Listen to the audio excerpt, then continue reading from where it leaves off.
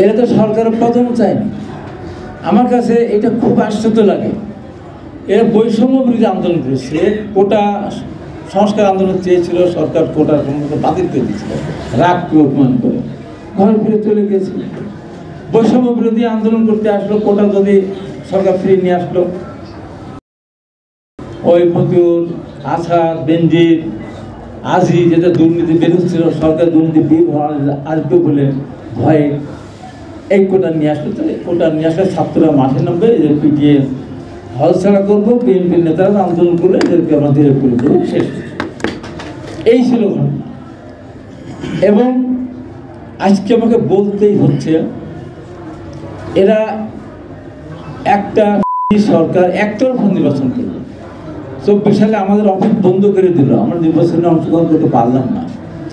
এইরকম একটা সরকারের প্রধানমন্ত্রীর কাছে এই যারা আজকে আমাদের বিরুদ্ধে বক্তব্য দিচ্ছে, তারা প্রধানমন্ত্রীরা দেখা করার জন্য প্রাণান্ত চেষ্টা করেছে, প্রধানমন্ত্রী পাত্তা দেয়নি।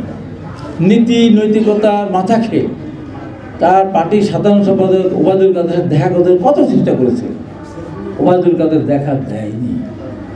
শেষ পর্যন্ত দুধের স্বাদ ভুলে মিটানোর মতো রাষ্ট্রপতির কাছে গিয়ে তারা স্মারকলিপি দিয়ে আসলো। তার মানে কি, অবৈধ সরকারকে তারা মেনে নিয়েছিল। 18 সালে যখন নির্বাচন হয়েছিল, একবারের বলেনি তো এই নির্বাচন আমরা চাইনি, দিনের ভোট রাতে হয়েছে, আমরা তো এটা মানি না।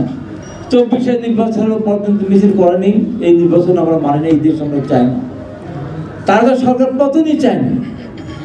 একটা পর্যায়ে দেশের মানুষ বিগত সরকারের উপরে ক্ষিপ্ত হয়েছিল, গুম খুন রাহাজানি, ভোটারবিহীন নির্বাচন, দ্রব্যমূল্যের ঊর্ধ্বগতি সব কিছু মিলে মানুষ সরকারের পতন চেয়েছিল।